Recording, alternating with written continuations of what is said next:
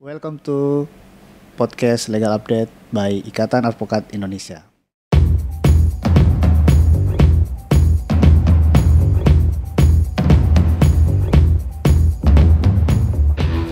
Ini adalah podcast pertama Legal Update. Di episode pertama ini kita kedatangan tamu spesial, yaitu Ketua Umum DPP IKADIN, Bapak Dr. Magdil Ismail SH LLM. Selamat datang Pak. Terima kasih Rick. Terima kasih. Undangannya. Ini satu kehormatan buat saya. Baik Pak, kita yang harusnya berterima kasih Pak. Bapak sudah meluangkan waktu untuk datang Pak. Baik Pak, mungkin di sini kita ingin diskusi aja Pak, ataupun ya cerita mengenal sosok Pak Magdil Ismail dari masa kecil ataupun sampai menjadi seorang advokat sukses ini Pak. Berat itu. Baik Pak, mungkin yang pertama ya, ini mungkin pertanyaan dari banyak orang juga Pak ya. Mungkin juga banyak yang belum tahu Pak. Pak Magdil itu berasal dari mana Pak? Ini ya Pak. Saya itu kalau secara resmi dalam ijazah dan yang lain-lain, saya itu lahir di Batu Raja, Sumatera Selatan. Pak. Ya. Tapi saya memang dari masa kecil saya tinggal di Ranau. Ranau itu adalah satu kecamatan, merupakan perbatasan antara Lampung dengan Sumatera Selatan. Nah, kami tinggal di Banding Agung. Banding Agung itu satu kota kecamatan, dan saya sekolah di situ dari SD sampai Madrasah Sanawiyah. Berarti itu masih masuk wilayah Sumatera Selatan ya Pak? Iya, secara geografis kami itu masuk Sumatera Selatan karena danau itu dibagi dua. Sebagian masuk Lampung, sebagian masuk Sumatera Selatan. Nah, kami itu masuk yang pada bagian Sumatera Selatan. Tetapi kalau bahasa ibu kami itu adalah sebenarnya bahasa Lampung. Meskipun orang-orang di Ranau itu mereka tidak mau menyebut diri mereka sebagai orang Lampung. Saya juga nggak tahu mengapa seperti itu. Gitu. Nah, disitulah saya besar, sekolah SD, SR zaman dulu. Ya, saya tamat SR itu tahun 66. Kemudian tahun 67 saya masuk. Ya, karena satu sekolah di situ adalah namanya dulu waktu saya masuk itu Sekolah Menengah Islam, SMI. Nah, kemudian setahun kemudian atau 2 tahun itu berubah dijadikan sekolah negeri oleh pemerintah. Jadi namanya Madrasah Sanawiyah Agama Islam Negeri. Nah, disitulah saya belajar dan mengalami masa kecil saya di situ. Keluarga saya itu keluarga petani. Ya. Kami itu punya kebun kopi, akan tetapi di luar masa-masa panen sesudah selesai, biasanya ayah saya itu dia jadi pedagang keliling. Dia menjual, kalau dari kampung kami itu selain dari kopi yang banyak, itu ada tembakau. Tembakau itu yang sangat khas. Kalau disebut di sana itu dulu tembakau Ranau. Dan tembakau ini dijual di kota, di Batu Raja atau di mana-mana, bahkan ada yang juga membawanya ke Palembang. Nah, tembakau ini kalau mereka gunakan dihisap itu, mereka pakai nipah, daun nipah. Namanya rokok nipah. Ya. Nah, mungkin Arif nggak pernah dengar. Ya, Pak. Nah, tetapi inilah yang terjadi memang. Ya, jadi ayah saya itu dia punya dan keluarga tinggal di Batu Raja. Ya, kalau di sana itu kan setiap hari ada semacam pasar. Ya, hari Selasa, hari Senin itu pasarnya di mana, Selasa pasarnya di mana, dan seterusnya. Sehingga seminggu itu rata-rata berapa hari dia gunakan untuk keliling ke pasar-pasar itu. Itu keluarga saya seperti itu. Baik Pak. Jadi bukan orang yang mempunyai pendidikan tinggi. Saya orang biasa, keluarga saya ya rakyat kecil. Ya. Tapi kan sekarang lihat dengan Bapak Magdil yang sukses sekarang menjadi advokat sukses itu Pak ya. Kemudian Pak, itu kan tadi masa kecil Pak sampai sekolah tadi Sanawiyah tadi Pak. Iya, Sanawiyah itu sama dengan SMP. Nah, kemudian tahun 69 akhir saya itu ke Jogja. Baik, Saya sekolah, pertama saya masuk tahun 70, itu namanya Sekolah Persiapan IAIN. sekolah. Ya. Baik. Nah, sesudah kelas 2, saya merasa kok nggak puas sekolah di sini. Kemudian, karena sekolah itu pagi hari, saya siang harinya sekolah di SMA Muhammadiyah 3. Tetapi ini ada perbedaan 1 tahun. Jadi 1 tahun sesudah kelas 2 saya di Sekolah Persiapan IAIN, itu saya baru masuk SMA Muhammadiyah 3. Nah, jadi ya 2 tahun saya pagi sekolah, siang sekolah.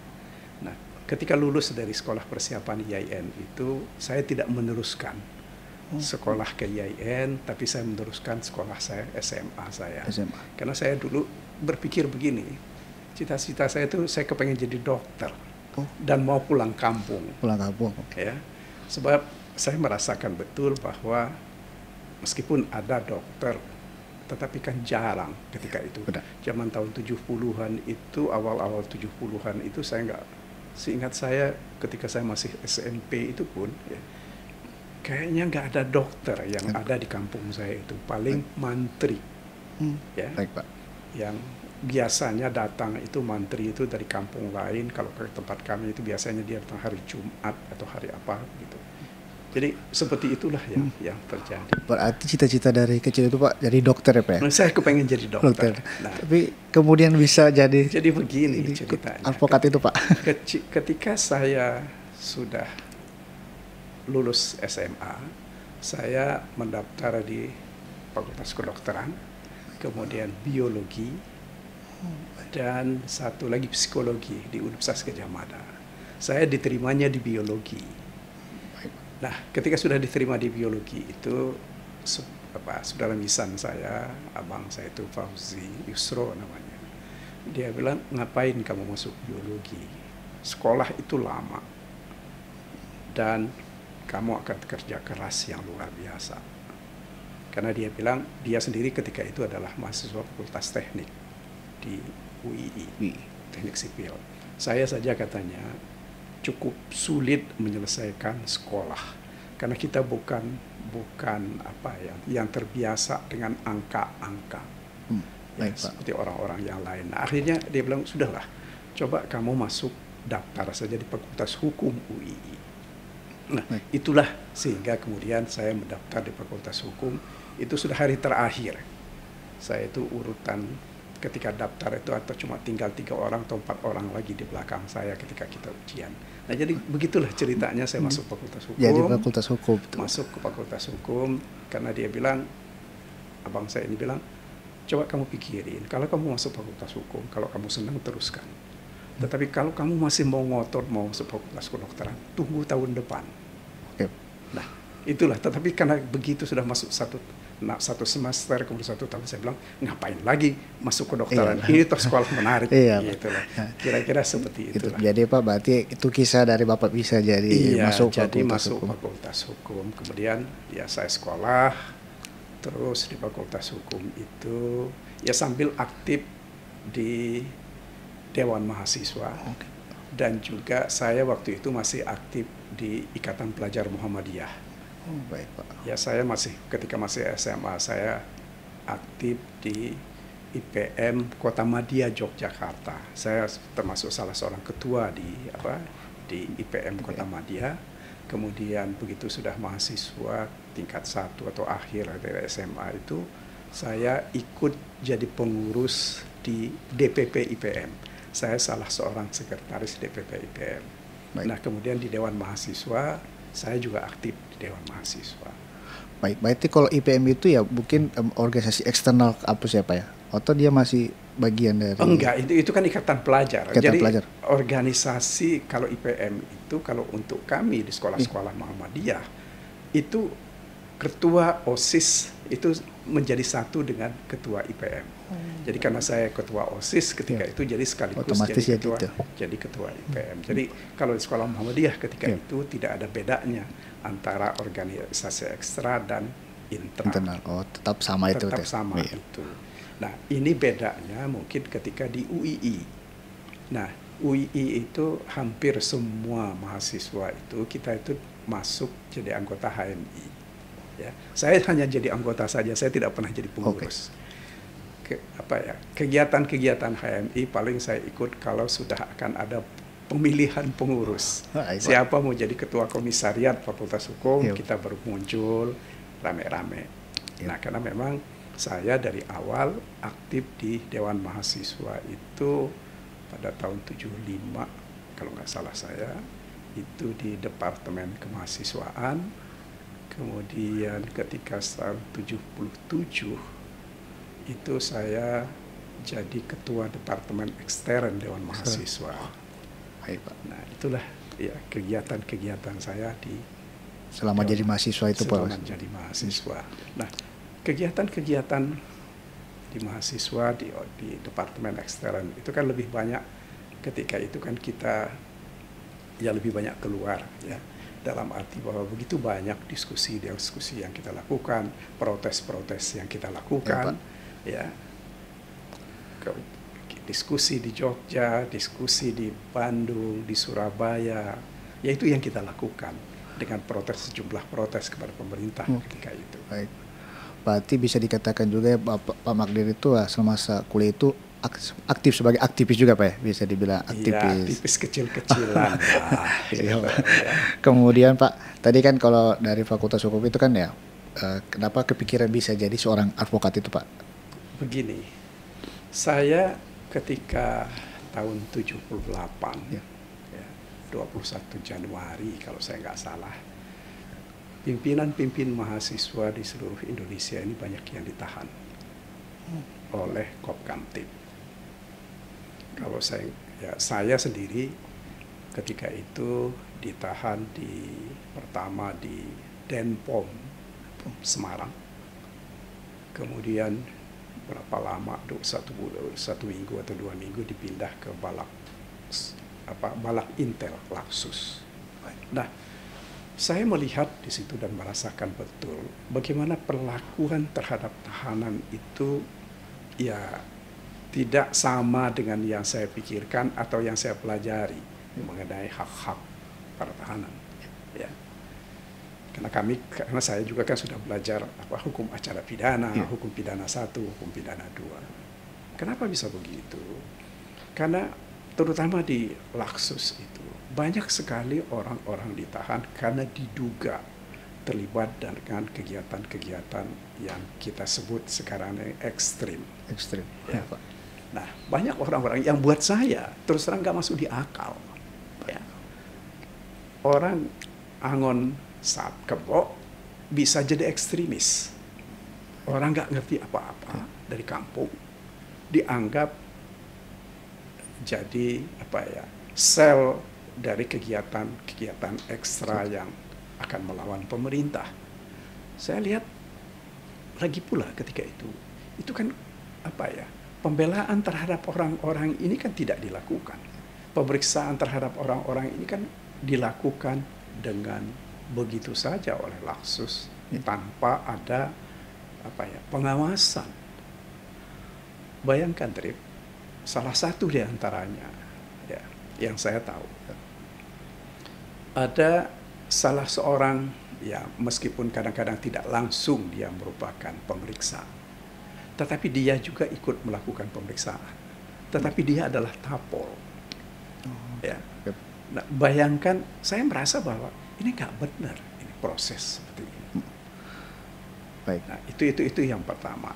Kemudian ketika saya dipindah ke Jogja, kembalikan lagi ke Denpom di Jogja, kemudian baru kami keluar. Nah, dalam proses persidangan, cuma saya yang diadili. Ya, dari sejumlah orang yang sempat ditahan di Jogja itu terakhir kami berempat, tetapi yang diadili hanya saya. Kawan saya yang terakhir itu adalah satu almarhum Sulyadin dari Sospol UGM, kemudian saudara almarhum MT Arifin dari IKIP, dan satu lagi Suyoto, namanya saya nggak tahu, dia di Stiper, saya nggak tahu kawan ini di mana Suyoto ini. Nah, sesudah proses, saya ingat saya itu Januari tahun 79, proses hukum terhadap saya itu dimulai, saya diadili, dan pada hari sidang pertama saya ditahan. Alasan ya formalnya saya nggak tahu ya apa yang sebenarnya yang terjadi, bahwa pertama karena saya terlambat menghadiri persidangan, kemudian yang kedua karena saya tidak lapor pada proses sebelum persidangan, tidak lapor ke pihak kejaksaan. Nah, saya ditahan di Ragunan. Ragunan itu lembaga pemasyarakatan di Jogja. Saya diisolasi di satu tempat yang isolasi ini ada beberapa kamar yang ya begitu cukup banyak orang. Kalau nggak salah saya 7 atau 8 orang yang ditahan di isolasi itu. Apa yang saya lihat ya, bahwa orang-orang pun yang dituduh dengan tuduhan-tuduhan luar biasa, ya bukan hanya karena tuduhan-tuduhan yang seperti saya katakan tadi dikait-kaitkan dengan politik, tetapi dengan kriminal murni pun ya tidak mendapat pembelaan yang layak. Nah, apalagi kan banyak kan apa yang kita sebut tamping ya, orang-orang yang mengurus atau membantu kita, tahanan-tahanan lain ya, dan segala macam yang mereka lakukan. Saya kadang-kadang tanya kepada mereka, proses hukumnya dia sudah seperti apa? Ya, ada yang mengatakan dia sedang diadili, sudah selesai pengadilan, ya, dia sedang menjalani hukuman. Tapi ketika saya tanya, bagaimana dulu pembelaan kamu? Siapa yang bela? Ada yang mengatakan nggak tahu bagaimana caranya menghubungi pembela. Nah, ini yang saya lihat. Saya pikir ketika itu ya, ini sesuatu yang harus harus diubah, paling tidak kegiatan seperti ada orang yang melakukan pembelaan, karena saya tahu di Jakarta sudah ada LBH Jakarta ya ketika itu. Nah, sementara di Jogja itu tidak ada. Kawan-kawan yang melakukan praktek-praktek advokat ya mungkin belum menyentuh orang-orang kecil yang butuh pembelaan seperti ini. Nah, itulah salah satu di antaranya yang saya pikir ya mestinya ada orang yang lain. Dan saya pikir ya kenapa saya tidak mencoba untuk jadi bagian itu. Berarti itu alasan ya Pak dari Bapak bisa menjadi seorang advokat Pak. Kemudian Pak, ini kan terkait saya teruskan dulu. Baik Pak. Nah, setelah saya selesai melalui proses hukum ya, saya oleh pengadilan negeri sempat ditahan kembali itu selama 2 bulanan kalau nggak salah saya, kemudian dikeluarkan ya. Nah, sebelum keluar itu saya sempat menyelesaikan studi saya di Fakultas Hukum. Jadi saya suka diledekin oleh teman-teman bahwa lulus saya itu bukan dari Fakultas Hukum UII, tetapi lulusan dari Wirokunan. Berarti selama Bapak itu Bapak menyelesaikan itu juga Pak? Iya, saya mengikuti ujian tertulis itu ya ketika saya di dalam tahanan itu. Oh, baik Pak. Nah, sesudah itu saya dihukum 2 tahun oleh pengadilan, tetapi karena saya sudah dikeluarkan terlebih dahulu kan saya tidak menjalani hukuman. Kami banding, oleh pengadilan banding saya putusan itu dikurangi menjadi 1 tahun. Akan tetapi sampai sekarang itu saya belum sempat lunasi itu, karena sampai hari ini secara resmi saya tidak pernah menerima putusan pengadilan tinggi sehingga saya tidak bisa kasasi. Ya. Nah, sesudah itu baru kemudian tahun 80 itu saya bekerja di LBH Jakarta. Nah, disitulah mulai saya terlibat dengan kegiatan-kegiatan pembelaan yang real, bukan dalam angan-angan seperti ketika di tahanan. Gitu. Berarti mulai aktif itu di LBH itu Pak? Di LBH Jakarta, saya masuk di LBH Jakarta itu tahun 80 sampai tahun 83. Ya cukup banyak perkara-perkara yang kami tangani, meskipun ya tidak begitu banyak variasinya ya. Karena perkara di LBH itu, kalau perkara pidana itu terbatas pada perkara pencurian, penggelapan, penipuan atau pembunuhan. Ada juga perkara politik yang terkait ketika itu kalau nggak salah saya waktu pemilu 82. Nah, kemudian yang lebih banyak ya perkara-perkara perdata, ya warisan, kemudian perkara perceraian, ya seperti itulah. Iya. Jadi ya perkara itu memang perkara keseharian masyarakat kita. Itu yang kita hadapi sehari-hari. Pak, itu tadi kan Bapak di LBH itu sampai tahun 83 Pak. Saya sampai tahun lalu. Kemudian Pak dari situ Bapak itu langsung kantor sendiri atau masih? Enggak, saya selesai dari LBH Jakarta itu saya masuk ke kantornya Bang Buyung.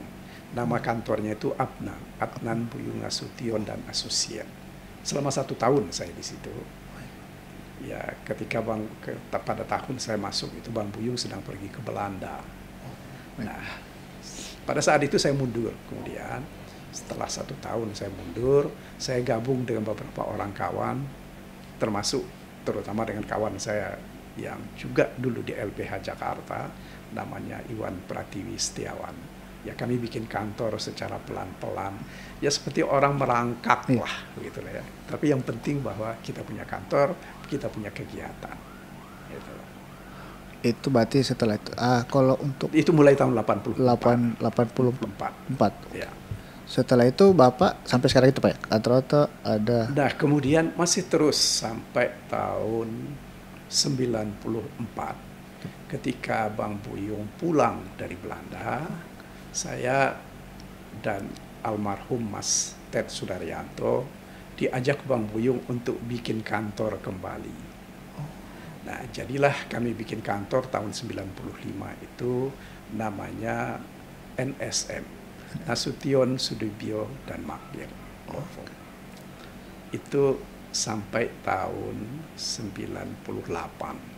Ya, sampai 99 kantor itu karena Mas Ted ketika itu beliau mengundurkan diri, Bang Buyung minta, udahlah kita ubah saja nama kantor ini menjadi Adnan Buyung Nasution dan Partners. Baik. Nah, itulah yang saya lakukan.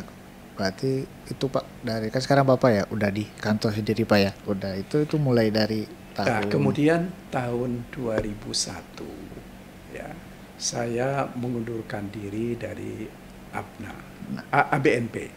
Ya. Dari ABNP tahun 2001 saya bikin kantor dengan kawan, cuma 1 tahun atau 2 tahun dia mundur, ada kemudian ganti lagi partner, gak lama juga dia mundur, kemudian ganti lagi, ada teman lagi masuk sampai setahun atau lebih. Jadi sampai tahun 2006 kalau saya tidak salah, saya itu masih punya partner. Nah, kemudian tahun 2007 atau 2008 saya terakhir kawan saya itu almarhum Joni Ishak ini mengundurkan diri karena dia sudah sakit-sakitan. Saya putuskan untuk bikin kantor atas nama saya sendiri. Nah, jadi ceritanya begitulah. Yang tadinya saya berkantor di Latu Harhari, kemudian sempat juga berkantor kemudian di Jalan Bandung, karena saya tinggal di situ ketika itu, karena saya pikir ya karena saya sendirian dan ada beberapa staf, ya kenapa tidak tinggal bikin kantor di tempat saya tinggal. Berarti sampai dengan sekarang itu Pak ya kantor itu yang ya kemudian ya tahun 2000 berapa ya 14 saya itu pindah dari Jalan Bandung itu ke kantor saya yang sekarang di Jalan Latu Harhari gitu. Jadi ini perjalanan panjang, Rip, yang merangkak ya, dari awal itu tadi Pak. Dari itu tadi. Berarti prosesnya lama juga Pak ya. Prosesnya lama. Bayangkan dari tahun 84 merintis kantor bersama kawan-kawan, kemudian gabung dengan Bang Buyung, kemudian bikin kantor lagi. Kalau istilah saya ketika ditanya oleh orang, mengapa kamu keluar dari kantornya ABNP? Saya bilang saya bukan keluar dari kantor itu. Saya memperluas kantor. Baik, Pak. Jadi seperti itu yang saya lakukan karena masih banyak ada beberapa pekerjaan yang masih kita lakukan secara bersama ketika itu. Berarti itu bukan keluar ya, tapi Bapak itu tadi untuk memperluas kantor. Pak, kemudian Pak Madir ini kan sudah dikenal oleh masyarakat Indonesia sebagai advokat yang menangani perkara pidana. Ini khususnya perkara besar ya Pak ya. Apakah dalam menangani itu ada tantangan tersendiri nggak buat Pak Magdir? Begini, saya itu mulai banyak menangani perkara pidana itu sebenarnya sejak di LBH. Ya. Baik. Karena buat saya menarik perkara pidana ini. Bahkan di tahun saya terakhir, kalau nggak salah saya sampai 1996 ke bawah, masih banyak perkara-perkara mahasiswa ketika itu. Ya. Saya masih sering ikut membela perkara-perkara mahasiswa. Bahkan kalau Arif ingat atau tahu tahun 1984 ada peristiwa Priok, ya. Baik. Ya, ada keributan di Priok itu tahun 85 itu sudah mulai ada pengadilan. Ya, saya ikut bantu perkara-perkara, menangani perkara-perkara itu. Jadi memang dari awal saya lebih senang menangani perkara-perkara pidana. Ya. Nah, kalau zaman sebelum tahun 96-an kan cukup banyak perkara politik, ya. Jadi saya cukup banyak ikut serta menjadi pengacara orang-orang yang dianggap sebagai melakukan perbuatan-perbuatan yang ya melawan pemerintah lah ketika itu. Terakhir ada beberapa mahasiswa yang saya ikut membela mereka. Iya. Kemudian, Pak, itu ada tantangan nggak, Pak, dari? Oh iya, pasti.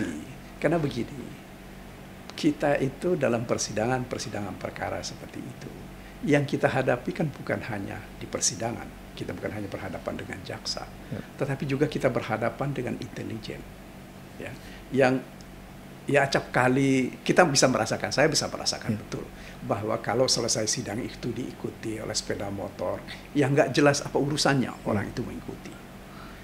Bahkan satu ketika, karena saya ada juga yang saya kenal yang orang dari Intel Kodam, di Kodam itu saya bilang, Bang, tolong dong jangan sering-sering saya diikuti, nanti orang itu saya tabrak loh. Saya ngeledekin dia begitu. Nah, ini cuma sekedar saya ingin menyampaikan bahwa tantangannya berbeda. Ya. Kita di persidangan memang kita berhadapan dengan hakim dan jaksa yang pola pikir mereka adalah menghukum orang. Nah, sementara di luar kita dalam tanda kutip setengah diintimidasi. Ya. Itu yang terjadi. Berarti memang ada tantangannya, Pak, ya? Tantangannya seperti itu. Selain itu ya tentu saja tantangan kita ketika menyampaikan pembelaan terhadap kawan-kawan mahasiswa ini. Ini kan lebih pada yang kita bela itu kan idealisme mereka, ya. Dan kita juga membenarkan pikiran-pikiran mereka. Kenapa? Misalnya ketika mereka protes terhadap kebijakan perekonomian, ya. Kita juga merasakan itu, bagaimana ketimpangan ekonomi.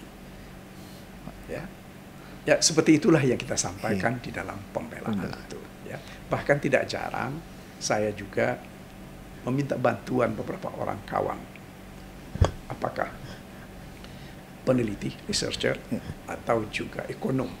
Kalau andai kata saya menganggap bahwa pembelaan itu kita perlukan dalam rangka menunjukkan kebenaran yang disampaikan oleh kawan-kawan mahasiswa. Berarti itu prosesnya dari Pak Magdir menjadi seorang advokat itu memang luar biasa, Pak, ya. Kemudian ini, Pak, kita masuk mungkin sedikit bagaimana Pak Magdir itu bergabung dengan organisasi advokat ini, Pak. Sebentar, sebelum sampai ke situ ya. Kemudian Arif tadi kan tanya mengenai perkara-perkara korupsi, perkara-perkara yang besar. Tantangan. Ya. Saya kira ya tantangannya itu banyak, ya, dalam arti bahwa begini, khusus terhadap perkara-perkara korupsi, saya ini termasuk orang yang selalu berpikir bahwa inti dari korupsi itu adalah suap menyuap, ya. Nah, orang yang tidak menerima suap, ya, menurut hemat saya tidak bisa dikategorikan sebagai orang korupsi yang melakukan korupsi melanggar pasal 2 ayat 1 atau pasal 3. Nah, karena misalnya orang membuat kebijakan, ya, Direktur BNN misalnya membuat kebijakan, tapi kebijakan itu kemudian ketika dilakukan oleh orang lain itu menimbulkan kerugian, mestinya dia nggak bisa dipidana. Tetapi dalam praktek orang seperti ini masih dipidana, bukan karena dia menerima suap, ya. tetapi dia dianggap harus bertanggung jawab terhadap kerugian. Nah, sementara kalau kita lihat ya itu satu mengenai soal apa ya masalah yang kita hadapi. Sehingga satu ketika saya diajak oleh beberapa orang kawan, kami mencoba menguji ketentuan pasal 2 ayat 1 dan pasal 3 Undang-Undang Tipikor kita ini. Kami hanya berhasil ketika itu menghilangkan kata dapat merugikan keuangan negara, sehingga dalam putusan Mahkamah Konstitusi itu harus kerugian keuangan negara itu harus nyata dan pasti. Nah, inilah salah satu di antaranya tantangan kita sekarang ya di dalam membela perkara-perkara korupsi itu. Celakanya Pak Rik, ya, KUHP kita yang baru ya, yang akan berlaku 2 tahun, 3 tahun yang akan datang, itu masih sama dengan Undang-Undang Tipikor ini yang menganggap bahwa orang bisa korupsi meskipun tidak ada suap menyuapnya, sepanjang itu merugikan keuangan negara. Nah, ini saya kira juga masalah. Kemudian yang lain masalah yang jadi tantangan di dalam membela perkara-perkara korupsi itu. Sekarang ini ada kecenderungan dari pihak penyidik dan penuntut umum untuk membesarkan kerugian. Ya. Membesarkan kerugian ini macam-macam cara yang mereka lakukan. Salah satu di antaranya yang saya pernah ikuti ketika kami membela Gubernur Sulawesi Tenggara, Nur Alam. Ada yang mereka sebut sebagai kerugian perekonomian negara. Kerugian perekonomian negara itu disebabkan karena dia memberi izin orang mengolah tambang, ya. Akan tetapi izin ini oleh jaksa dianggap nggak benar, tidak selayaknya diberikan. Nah, akibat dari kegiatan yang dilakukan oleh perusahaan tambang yang dianggap tidak benar atau ilegal ini merusak lingkungan, merusak tanah. Nah, karena ini merusak tanah, mereka hadirkanlah ahli tanah dari IPB. Dia menghitung ya kerugian perekonomian negara itu dari kerusakan tanah, ya, yang nilainya ketika itu berapa hektar, saya lupa berapa hektar, itu sampai 4 triliun. Ya, yang nilai kerugian ini lebih besar dari apa yang mereka dapatkan. Nah, kenapa? Itu yang saya jadi yang kami persoalkan. Tidak mungkin ya, pengusaha itu kan mau merugikan dirinya sendiri atau mau merugikan negara dengan cara seperti itu. Nah, yang jadi problem adalah kenapa kerugian itu menjadi besar? Karena ahli hukum, ahli tanah ini mengatakan bahwa untuk memulihkan tanah ini perlu waktu 100 tahun. Nah, waktu 100 tahun itulah biayanya yang besar, yang harus dijadikan beban ya bagi orang yang melakukan perbuatan melawan hukum ini. Nah, ini juga yang terjadi yang saya lihat di perkaranya Surya Darmadi kemarin ya. Sehingga kerugian negara itu mencapai 74 triliun. Itu kan gila. Ya. Nah, ini yang juga kami lihat juga misalnya dalam perkara terakhir yang kami tangani, perkara Migor. Ya. Di situ mereka minta ahli untuk menghitung kerugian perekonomian negara. Seolah-olah ada kegiatan ilegal. Ya. Ini hanya sekedar untuk membesarkan kerugian. Ya. Padahal bagaimana itu yang kami persoalkan di dalam pembelaan. Bagaimana mungkin kegiatan ekspor CPO yang dipungut pajaknya oleh pemerintah melalui bea cukai, mereka mesti bayar cukai dan lain-lain, itu dianggap sebagai kegiatan ilegal. Artinya kalau memang betul itu adalah kegiatan ilegal, artinya penerimaan pemerintah itu pun jadi ilegal kan? Nah, tetapi kan ini kan tidak dipertimbangkan. Ya, ini satu tantangan ke depan yang menurut hemat saya akan selalu terjadi. Ya. Jadi ya ke depan ini saya kira ini yang saya khawatirkan bahwa apa ya, membesarkan kerugian keuangan negara dan perekonomian negara ini akan terus terjadi. Kenapa? Karena inilah cara menarik simpati dari masyarakat.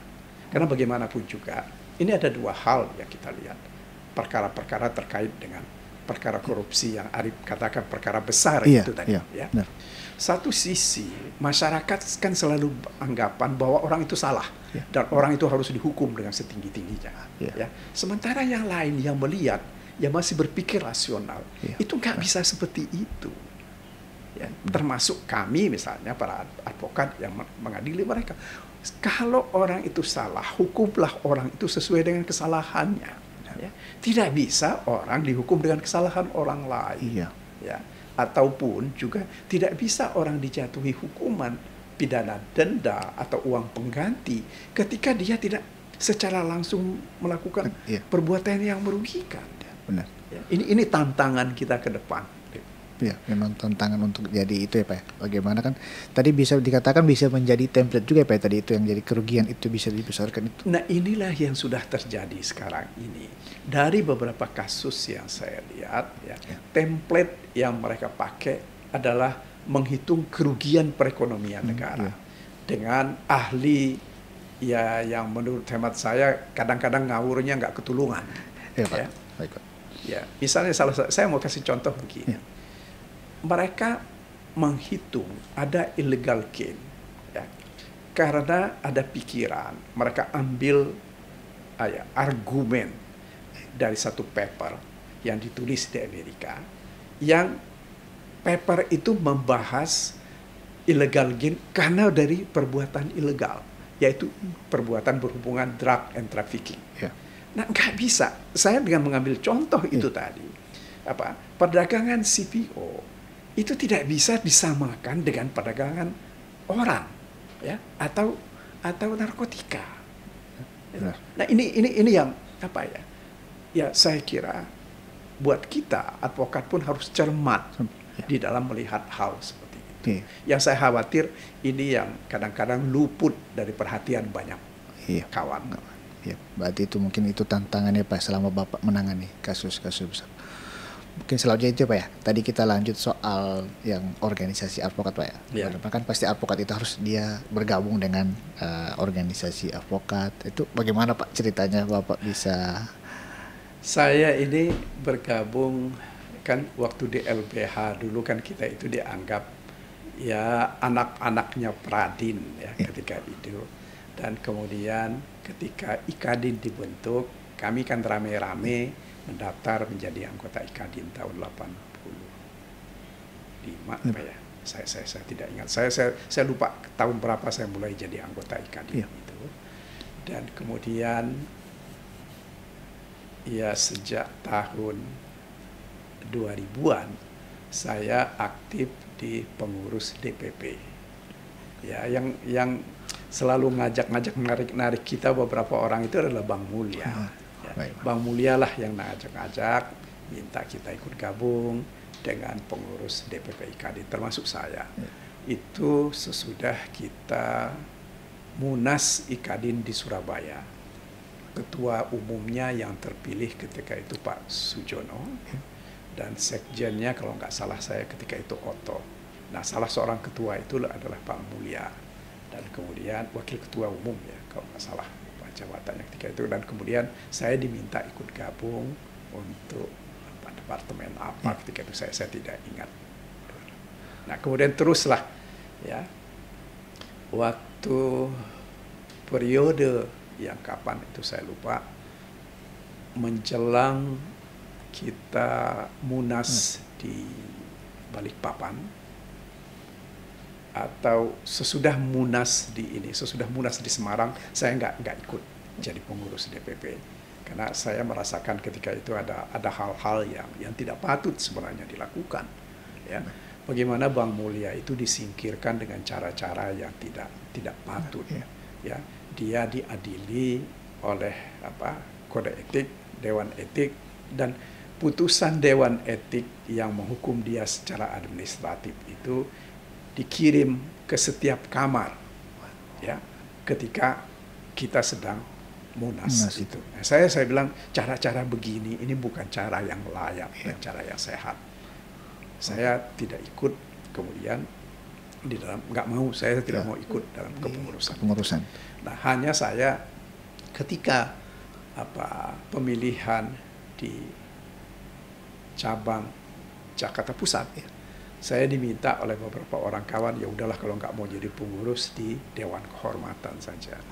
Nah, saya jadi pengurus Dewan Kehormatan itu kalau nggak salah saya sampai 2007 ketika kita di Monas di Balikpapan. Gitu.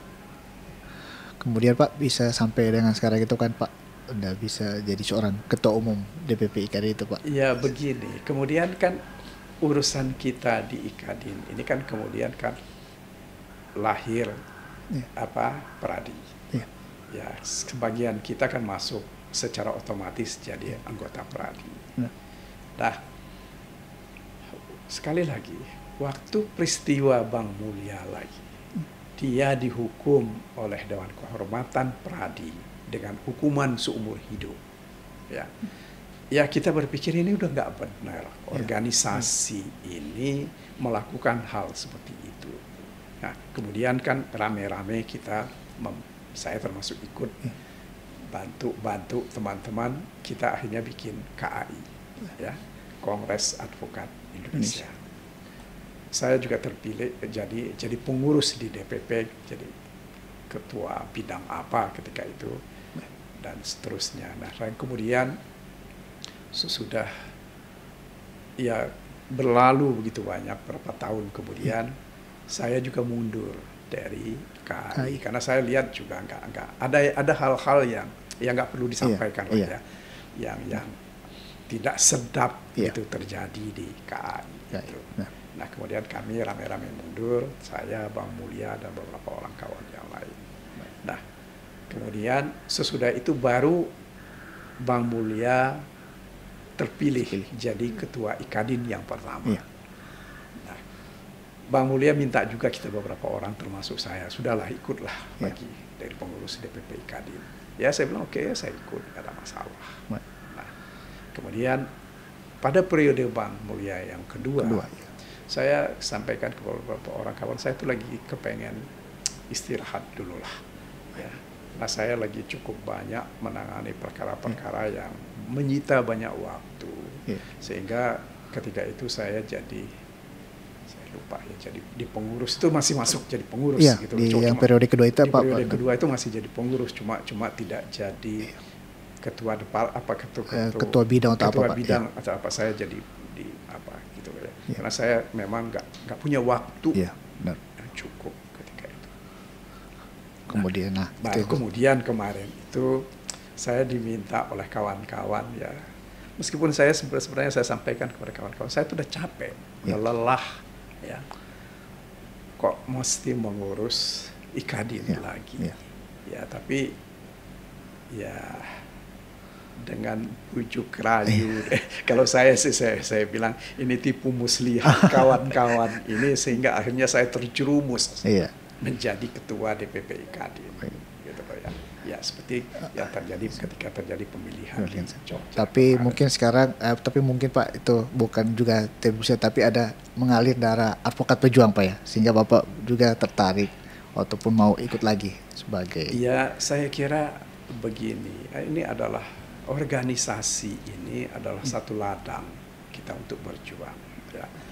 Saya sadari betul bahwa seharusnya organisasi ini lebih banyak memperjuangkan kepentingan masyarakat, gitu loh tetapi karena keterbatasan kita kita hanya berbuat yang semampu kita kan. Karena begini, apa yang saya alami, segala bentuk pembelaan yang kita lakukan di pengadilan itu hampir nggak pernah didengar, nggak banyak didengar, karena apa? Hakim tingkat pertama atau banding atau juga Mahkamah Agung, jaksa dan seterusnya, itu mereka udah punya pattern, perkara seperti ini hukumannya harus begini, nggak bisa seperti itu kan.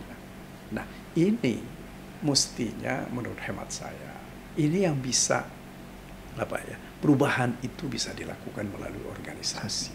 organisasi inilah yang sebenarnya bisa ikut mempengaruhi kebijakan dalam soal penegakan hukum.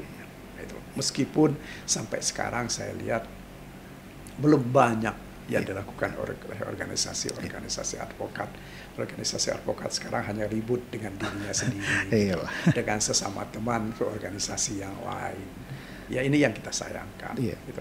Saya berharap bahwa ya pada periode kita ini kita bisa mencoba mendekati masing-masing organisasi advokat ini dalam arti bahwa kalau mungkin ya pada periode ini kita bisa melakukan perubahan terhadap undang-undang advokat sehingga multibar yang sudah terjadi seperti sekarang ini bisa dikukuhkan melalui ketentuan undang-undang. Karena dari ketentuan undang-undang advokat ini kan bisa kita tafsirkan. Ada yang menafsirkan itu single bar, tetapi ada yang menafsirkannya multibar. Nah, daripada kita seperti itu, lebih bagus seharusnya undang-undang ini yang kita perbaiki, kita dalam arti bahwa bagaimana untuk memberikan hak dan melindungi kepentingan advokat, bukan kepentingan pengurus. Nah, justru karena itu saya pikir ini yang harus juga dilakukan oleh undang-undang advokat. Nanti ada pembatasan jabatan, masa jabatan di dalam organisasi ini. Karena begini, jangan sampai advokat itu hanya mau mengurus organisasi, tidak berpraktek lagi. Sebab esensi dari kegiatan sebagai advokat itu kan adalah berpraktek di pengadilan atau di luar pengadilan, bukan mengurus organisasi advokat. Pak. Ya kan? Nah ini saya kira yang mesti ada jelas. Jangan sampai ada orang yang lebih banyak jadi pengurus daripada mengurus perkara, mengurus klien. Berarti mungkin harapan besar ya, mungkin perjuangan juga dari kepengurusan sekarang itu kita bagaimana kan ada perubahan terhadap terhadap ketentuan undang-undang ini. Bukan hanya itu saya kira yang kita mesti pikirkan. Ada hal yang juga sangat mendasar yang terkait dengan kegiatan kita sebagai advokat ini adalah perubahan terhadap KUHAP. Ya. Perubahan terhadap KUHAP ini menurut saya sangat esensial dan harus segera dilakukan. Karena dengan KUHAP kita sekarang, perlindungan terhadap hak asasi itu setengah kita abaikan, setengah diabaikan. Misalnya salah satu contoh begini. Sekarang ini kan dalam praktek kita sekarang, sudah ada kecenderungan dari para penyidik untuk tidak mengizinkan saksi didampingi. Ya, padahal saksi itu satu saat dia bisa berpotensi menjadi tersangka. Nah inilah yang kita sebut di dalam putusan Mahkamah Konstitusi ketika kami menguji pasal 77 mengenai pra-peradilan. Harus ada pemeriksaan terhadap calon tersangka. Nah, pemeriksaan calon tersangka ini harus dia mempunyai hak untuk didampingi. Ini salah satu di antaranya saya kira yang harus diperjuangkan ke depan. Yang lain lagi mengenai soal penangkapan dan penahanan. Penahanan ini kan berdasarkan ketentuan KUHAP. Itu kan tergantung dengan subjektivitas dari penyidik. Ya. Subjektivitas penyidik itu didasarkan 3 hal. Karena kekhawatiran akan menghilangkan barang bukti, akan mengulangi perbuatan, atau akan melarikan diri. Menghilangkan barang bukti itu kalau barang bukti sudah disita semua, apa masih mungkin dihilangkan? Kan nggak mungkin. Nggak mungkin, ya. Kemudian mengulangi perbuatan. Kalau orang sudah tidak menjabat itu, apa mungkin memulai perbuatan? Kan tidak mungkin. Nah, sementara untuk melarikan diri, nggak gampang orang melarikan diri.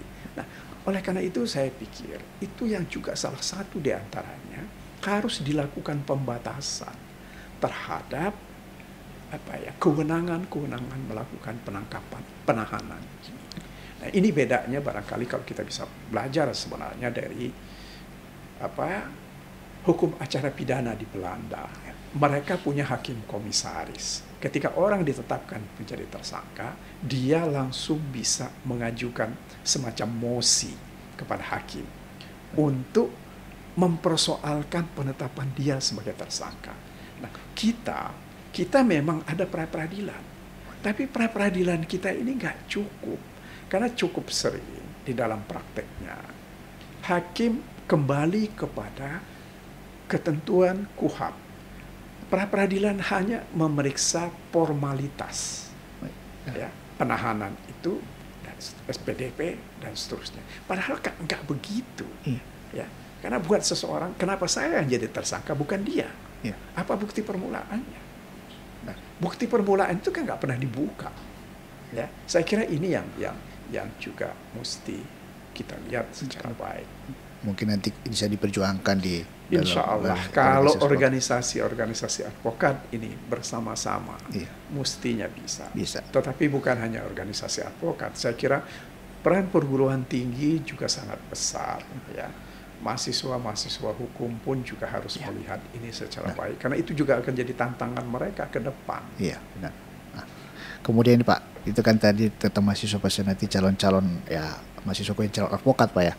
Mungkin dari Bapak sebagai advokat pun sekarang menjadi ketua umum IKADIN, apakah ada pesan-pesan khusus Pak untuk kepada mahasiswa atau mahasiswa? Ya, saya kira sebagaimana saya beberapa kali saya sampaikan di dalam kegiatan-kegiatan resmi IKADIN, kita itu usul saya harus sudah mulai melakukan pendidikan terhadap paralegal.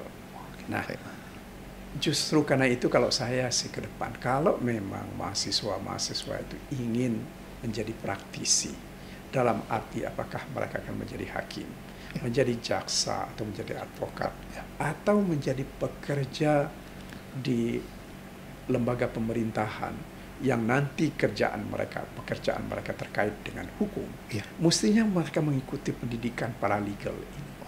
Kemudian juga kalau sudah selesai, mereka belum bisa bekerja di tempat-tempat itu, mereka bisa mengikuti pendidikan calon advokat. Karena begini, menurut hemat saya, yang sangat dinamis itu adalah praktisi, ya.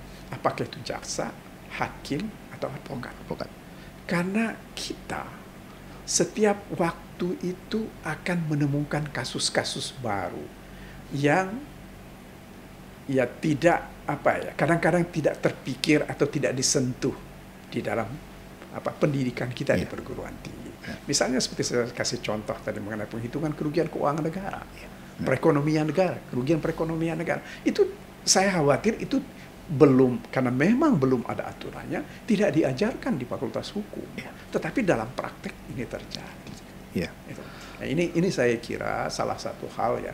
Kalau mereka mau jadi praktisi, apapun nanti, sebagai apapun mereka, ya harus mereka mencoba melihat kegiatan-kegiatan praktek, ya. Membaca putusan-putusan pengadilan. Meskipun saya kadang-kadang kecewa dengan putusan pengadilan, terutama dalam perkara-perkara pidana, karena mereka hanya memandang atau melihat pembelaan dari para terdakwa itu hanya dengan satu paragraf, ya, dengan mengatakan bahwa mereka tidak sependapat dengan pembelaan, sehingga pembelaan itu harus dikesampingkan, tanpa pernah melihat bagian mana yang harus dikesampingkan, gitu loh. Benar. Ya. Ini saya kira salah satu tantangan kita juga ke depan. Kita harus bersama-sama juga mengingatkan hakim, tidak bisa seperti itu di dalam memutus satu perkara. Kalau Anda, tuan-tuan yang mulia, mau, ya, mengesampingkan pembelaan seorang advokat atau seorang terdakwa, itu harus jelas argumennya. Itu, ya. Bukan hanya dengan satu paragraf menolak. Ya.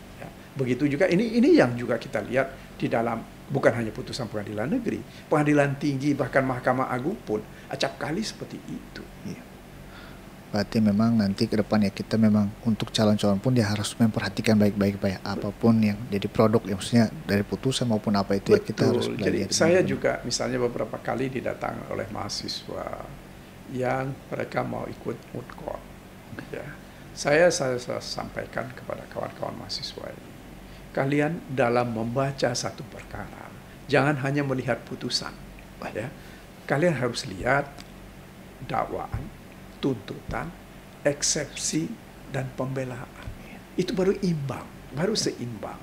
Karena bagaimanapun juga, ya, ya kita harus sadari bahwa putusan-putusan pengadilan acap kali hanya mengambil alih ya apa ya,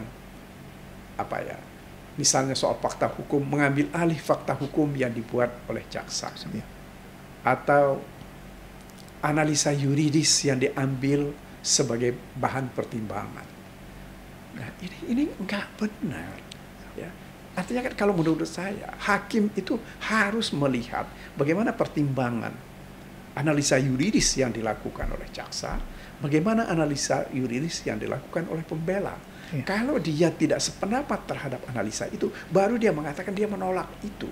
Bukan dengan gelondongan, ya, mengatakan tidak setuju dengan itu, sehingga pertimbangannya jadi seperti ini. Iya. Jadi tadi seperti tadi kata Pak Magdir ya, kita kalau untuk belajar itu ya jangan cuma hanya satu produk saja, tapi dari semua itu harus benar-benar biarkan seimbang. Itu yang harus dilakukan. Iya. Bagaimana kita mau komprehensif kalau cuma dengan mata sebelah? Iya, gitu Pak. Ya, kan? Siap. Kemudian Pak, ini kan mungkin orang juga pengen tahu Pak, tips dan trik dari Pak Magdir menjadi seorang advokat sukses itu bagaimana Pak? Iya, nggak tahu. Saya ini pertama ini perjalanan panjang. Kemudian yang kedua, saya kira kita harus menunjukkan keseriusan kita di dalam menangani perkara. Ya, kepentingan klien itu di atas kepentingan kita sebagai advokat. Dan kemudian ada juga yang saya kira yang tidak kalah pentingnya, kita harus bersikap jujur terhadap klien sejak awal. Kita menyampaikan pandangan kita terhadap kasus itu dari awal. Dan saya selalu terngiang dalam kepala saya, bahkan saya pajang di kantor itu satu kalimat dari Pak Yap almarhum, kalau mau menang berperkara jangan datang ke saya, karena pasti akan kalah. Tetapi kalau saudara mau cukup puas dengan pembelaan yang kami sampaikan, boleh nanti saya membela saudara.